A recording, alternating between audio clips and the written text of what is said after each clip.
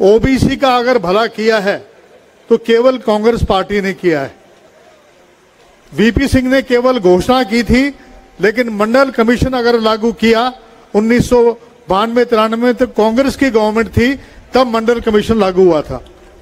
उसके बाद 2006 के अंदर जब अर्जुन सिंह जी थे, तब हायर एजुकेशन में जो आरक्षण का प्रावधान जो किया गया था वो कांग्रेस पार्टी ने किया था। इसलिए इनके नाम पे कुछ नहीं है। और मैं कहना चाहूंगा कि राहुल गांधी जी की जो यात्रा थी कन्याकुमारी से लेकर श्रीनगर तक, उनकी लोकप्रियता को देखते हुए इनके अंदर डर घुस गया। जो एक केस कोलार का था उसको सूरत में लाकर और एक साजिश के तहत हमारे नेता, जो मैं समझता हूं आज जन नेता हैं, उनके खिलाफ जो ये षड्यंत्र रचा गया है, मैं समझता हूं आज तमाम जनता जानती है। जहां तक ओबीसी का बात है, मैं बताना चाहूंगा कि कांग्रेस पार्टी ने अभी जो हमारा प्लेनरी सेशन हुआ उसमें अगर सबसे ज्यादा अगर किसी को एम्पावरमेंट दी है, हमारे खड़गे जी ने, राहुल गांधी जी ने, सोनिया गांधी जी ने, प्रियंका जी ने, तो ओबीसी को दी है।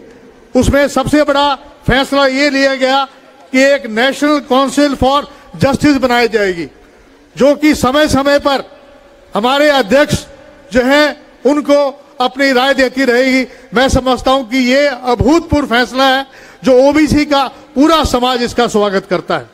दूसरा, जो सबसे बड़ा, प्रधानमंत्री जी मोदी जी कहते हैं मैं ओबीसी हूं, मैं कहता हूं कि वो कर्म से ओबीसी नहीं है। अगर वो कर्म से ओबीसी होते तो जातीय जनगणना क्यों नहीं कराई। हमारी पार्टी ने फैसला लिया है कि अगर 2024 में हमारी सरकार बनेगी तो हम जातीय जनगणना करवाएंगे, जिससे कि हमारी आर्थिक, हमारी सामाजिक, हमारी शैक्षणिक और हमारी पॉपुलेशन का पता लगेगा। और साथ साथ 2011 के अंदर जो कास्ट सेंसस हुआ था उसको उजागर करेंगे। आज सुप्रीम कोर्ट, हाई कोर्ट हमारी हायर एजुकेशन के अंदर और आरक्षण को इसलिए निरस्त कर रही है, पंचायती राज में कर रही है, क्योंकि डाटा नहीं है। अगर कास्ट सेंसस हो जाता है तो हमारे अधिकार हमें मिलेंगे। तीसरी बात उन्होंने रखी कि हम ओबीसी का अलग से डिपार्टमेंट बनाएंगे।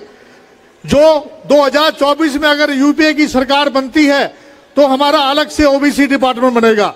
उसी तरीके से आप देख रहे हैं कि रेलवे को प्राइवेटाइज किया जा रहा है, आपके बैंकों को प्राइवेटाइज किया जा रहा है, आपके तमाम जगह सब प्राइवेटाइजेशन किया जा रहा है। ये भी बात रखी गई है कि अगर हमारी सरकार 2024 में बनती है, और मैं कहता हूं 100% बनेगी 2024 में, तो एससी, एसटी, ओबीसी को भी आरक्षण का प्रावधान उसमें किया जाएगा। दूसरा, कोलिजन सिस्टम को समाप्त करने की बात करते हैं ये लोग और कहते हैं उसमें उनके अपने नुमाइंदे होने चाहिए। कांग्रेस पार्टी का सीधा स्टैंड है कि वो उनकी अगर सरकार बनेगी तो इंडियन जुडिशियल सर्विसेज के तहत एग्जाम होंगे और उसके तहत हमारे एससी, एसटी, ओबीसी के लोगों को भी स्थान मिलेगा। मैं समझता हूं इससे बड़ा निर्णय कोई कर नहीं सकता है कि जो जुडिशरी में, एससी में हमारे लोगों को जगह नहीं मिल रही है। इसी प्रकार से हायर एजुकेशन के अंदर भी आरक्षण की बात की गई है और ईडब्ल्यूएस में, ईडब्ल्यूएस के अंदर भी एसटी, ओबीसी और माइनॉरिटी को भी जगह दी जाएगी, जो गरीब लोग हैं। मैं समझता हूं इतने सारे जो वायदे, इतने सारी जो बातें कही गई हैं, ये सब हमारे मुकुल वासनिक जी, जो हमारे एम्पावरमेंट कमेटी के जो हमारे चेयरमैन थे, और हमारे राजू जी थे, मैं समझता हूं कि उन्होंने ये ऐसा ऐतिहासिक काम किया है। प्रमोशन में रिजर्वेशन की बात है और यहां तक हमें ये कहा गया है कि कम से कम 100 नाम ओबीसी के आप हमें बताइए जो लोकसभा में जीतने वाले चुनाव हैं। मैं समझता हूं इससे ज्यादा कांग्रेस पार्टी और क्या कर सकती है। इन शब्दों के साथ मैं केवल इतना कहना चाहूंगा, 20,000 करोड़ का घोटाला छुपाने के लिए जो विदेशों में जो ठेके दिए अडानी को, वो उसको देने के लिए जो राहुल गांधी जी ने जो मुद्दा उठाया था, और जो ऑस्ट्रेलिया में, श्रीलंका में जो उनको अडानी को सब कुछ दिया जा रहा है, इन सब को छुपाने के लिए एक ही नेता थे जो आवाज उठा रहे थे। उनकी आवाज को बंद करने का कार्य किया जा रहा है। मैं कहता हूं अगर राहुल गांधी जी के साथ अन्याय हुआ तो ओबीसी ईंट से ईंट बजा देगा।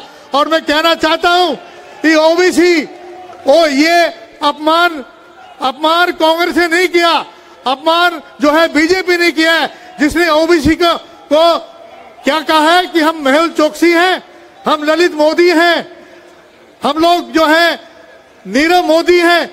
हमें भ्रष्टाचार की स्टैंप लगाने की बात, अगर मोदी जो है ओबीसी नहीं है, अगर ओबीसी है तो ईमानदार व्यक्ति है, वो ओबीसी है, ये मैं कहना चाहूंगा।